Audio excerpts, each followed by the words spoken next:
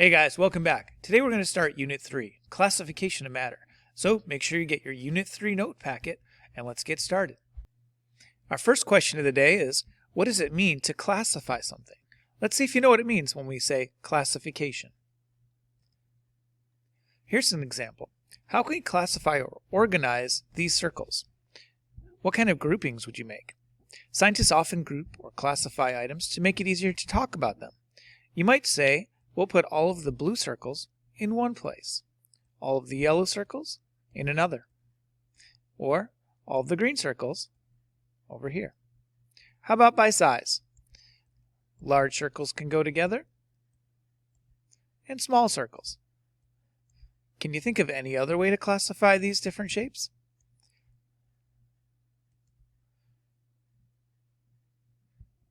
Here's a few examples.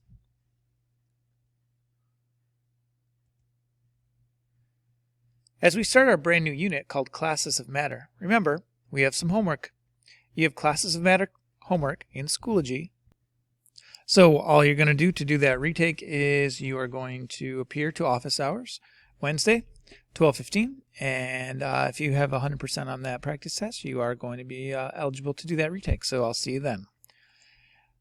All right, today we're going to find out how scientists organize matter. What are the three categories we use to classify matter? So we've got some notes. Grab your packet, and let's get started with Unit 3, Classes of Matter. Now, since it's been a little while since we talked about what matter means, let's define matter. Matter is any material that has mass and volume. It's basically something we can measure. And being that we can measure it, we can hold it, we can see it, we can classify it or group it, just like we grouped our circles. We could use different categories to classify things. The way scientists start out, because matter is such a broad term, everything you can measure is matter, the first thing scientists will ask is, how pure is the material? Sometimes matter is found in a pure state, sometimes mixed together, which creates the different classes of matter. Let's take a look at our diagram here. We're starting with matter. We ask ourselves, is the material pure? If the answer is yes, then you're talking about elements. Why are these pure? Because they're only made of one type of atom. All carbon atoms are just carbon. You could also be a pure substance if you're a compound. For example, water. Why is this pure? It looks like there's two different types of atoms. Well, it's pure because all of the molecules are the same type of molecule. These are all water molecules. So therefore, this sample is pure water. Now, on the other side, we have mixtures. Mixtures could have two different things that are mixed, not chemically combined. Here's two things. This could be sugar and carbon dioxide. The amounts of carbon dioxide in sugar could be different from one mixture to another. Here's a mixture of sand and water. The amount of sand and water can vary. So these aren't pure. These materials are mixtures. Let's start with the most pure material we know, elements. Elements are pure materials made of only one type of atom. By definition, elements have already been separated from other atoms. If you need to, pause, make sure you get all your notes. We have plenty of examples of elements. On the periodic table, you can find all of the known elements: gold, oxygen, carbon, and hydrogen. Can you think of any others? The list of elements is quite impressive.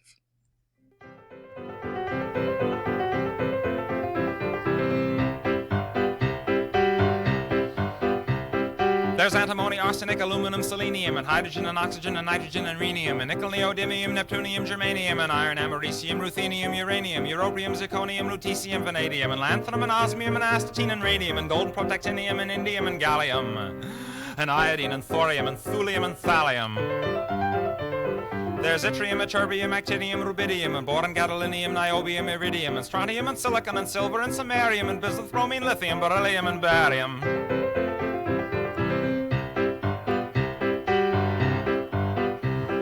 There's holmium and helium and hafnium and erbium and phosphorus and francium and fluorine and terbium and manganese and mercurium, molybdenum, magnesium, dysprosium and scandium and cerium and cesium and lead, praseodymium and platinum, plutonium, palladium, promethium, potassium, polonium and tantalum, technetium, titanium, tellurium and cadmium and calcium and chromium and curium.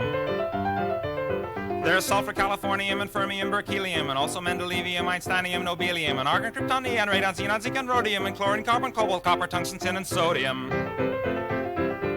These are the only ones of which the news has come to Harvard. And there may be many others, but they haven't been discovered. Hopefully that helped you think of a few others. You can use that little song to help you remember all the names of all the elements. What about a compound? Compounds, as it turns out, are also pure. When a chemical reaction occurs between two or more elements that creates a new material, we call that a compound. It's not the same as the original parts. A great example of a compound is salt. Salt is a combination of the element sodium and the element chlorine, which, when together, chemically combine to form salt. Here's a sample of sodium. Notice it's a silvery metal. And here's chlorine, a greenish gas. When the two are brought close together and come in contact, a reaction occurs. The reaction creates something brand new. The compound that's created is salt. Notice that the compound has completely different properties than the material. Now it's pure because it's always the same ratio. It's always one sodium atom and one chlorine atom. The chemical formula is NaCl. Any material that has a chemical formula that's always the same, like water or salt, carbon dioxide, those are all compounds. Therefore, they're pure materials. Can you think of any other materials that are compounds? Think of any compounds you can think of. There's a place in your notes. Have you thought of water? Water is hydrogen and oxygen, H2O. Salt, sodium chloride, NaCl. Sugar, C6H12O6. And CO2, carbon dioxide. Here are some common compounds.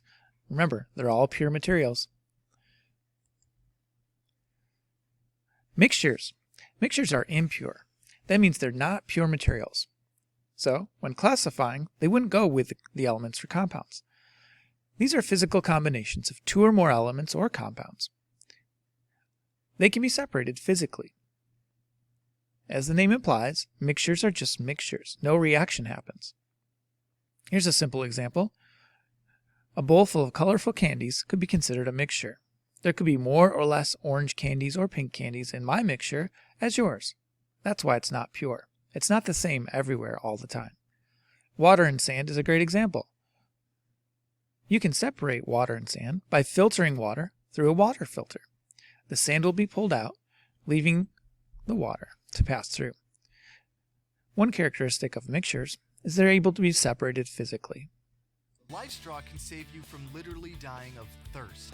It's a portable personal water filter made from BPA-free plastic. Just collect some water from a stream or lake, insert the straw, and drink up. You can even drink directly from a water source. LifeStraw purifies water without moving parts, batteries, or chemical additives. As water is sucked up, the hollow fiber membranes inside LifeStraw filter out anything larger than 0.2 microns. The filter strains 99.9999% of microorganisms, including E. coli and Giardia, protecting you from disease. Can you think of any other materials that are mixtures? If you can, is there any way you could separate it easily?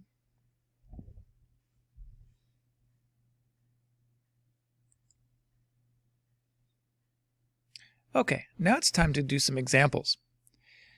First question scientists are going to ask is, if I look at a material, is it matter? And then, is it made of only one type of substance? In other words, is it pure? Let's look at some of the examples here. Sodium is definitely matter, contains mass and volume. So, let's see. Is it pure? Well, for matter to be pure, it has to make or have all of the same material throughout, or made of all the same things. In other words, sodium is an element. It's made of only sodium elements. So all the elements automatically go into the element category. How about salt? Salt's definitely matter. So we have to find out if it's pure or a mixture. Well, what is salt? It's a compound of NaCl. What's a compound? A substance made of two or more elements chemically combined. As we saw in our example earlier, sodium and chlorine form salt. It's a compound with different properties than the original materials, but it's always the same. It's always sodium chloride. Let's take a look at water. Could water be considered a mixture, or is it a pure material? Well, water is pure. It's H2O. Any material that has a chemical formula, such as water, is a pure material. It's always the same chemical formula. But what about salt water? Salt and water are compounds, so is salt water a compound? Well, no. Salt water is a mixture. It has variable amounts of salt and water. We're not going to worry about whether it's homogeneous or heterogeneous quite yet. That's something we'll be looking at in a future lesson. For now, just know if it's a mixture. Oxygen. Here's a clue. It starts with a capital O, which means that's a proper name. Materials with proper names are probably elements. Elements are pure materials. How about air? A lot of people mix up the word air and oxygen. But really, what is air? Air is a mixture of many gases, including nitrogen, oxygen, carbon dioxide, water vapor, and other things. So air could be considered a mixture. Oh boy, brownies. Dear Tim and Moby, what's the difference between a mixture and a compound? From Leslie. Well, Moby's mixing ingredients. He's blending them together, but no chemical change is taking place. That's the big difference between mixtures and compounds. With a compound, a chemical change takes place, and with a mixture, physical change takes place. A compound is made when atoms of two or more elements bond in a chemical reaction. Two hydrogen atoms and one oxygen atom bond to form a compound called water. Well, that's another thing about compounds. They don't necessarily look anything like their original elements. I bet you'd never guess that salt is a compound made from a chemical reaction between green chlorine gas and a silvery metal called sodium. The reaction that makes a compound is relatively difficult to undo. When two or more elements or compounds are blended without combining chemically, you've got a mixture. Each substance in a mixture keeps its own properties. And mixtures can be separated using physical or mechanical means. Solids, liquids, and gases can all be blended into heterogeneous or homogeneous mixtures. This bottle contains a homogeneous mixture of salt crystals dissolved in water. No matter how hard you look, you won't see the salt crystals, and the mixture is pretty uniform throughout the bottle. This salad dressing is a different story. It's a heterogeneous mixture, which means that its parts do not combine completely. In the salad dressing, you can see clumps of oil and pieces of pepper and herbs floating in the vinegar. What are you doing? Ah! Okay, now it's your turn.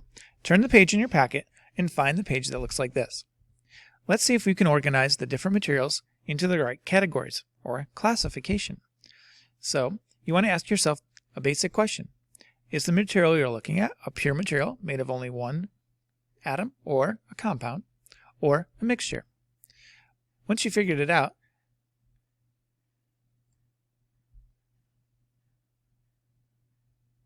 write the material in the correct box below. I'll give you a few minutes to try it. Pause the video, come back, and we'll go over the answers. Okay, we're back. Let's take a look at the answers for our sort. Gold, 24 karat, means it's only gold. That's what the designation 24 karat gold is. Now, if you knew what gold was, you probably already had an idea that that was a pure element. Gold is on the periodic table. Let's look at water. Water is a compound, H2O. Water is always the same. Everywhere you go, water has the same chemical formula. Therefore, water is a compound.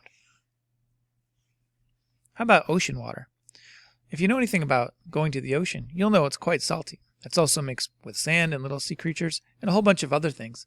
The mixture of ocean water could be different from one ocean or one sea to another. So it's a mixture. Candy?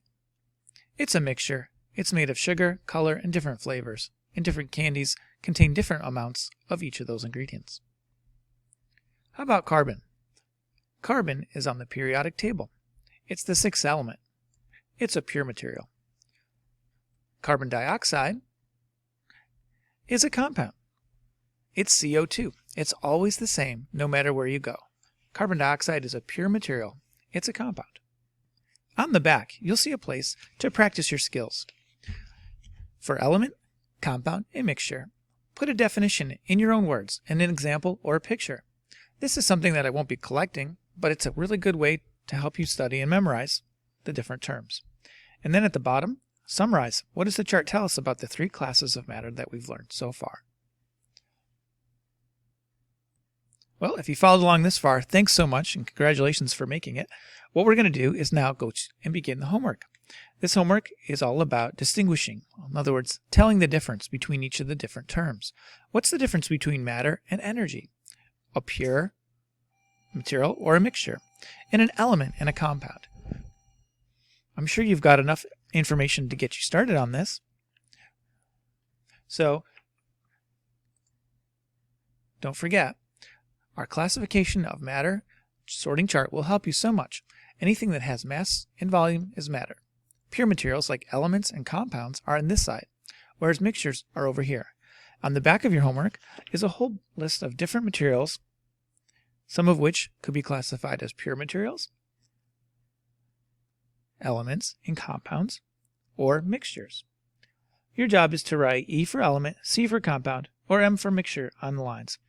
And don't forget the hints at the bottom. Those will definitely help you out quite a bit. Well, guys, thanks for joining us here on our introduction to Unit 3, and see you next time. Thanks for trying science.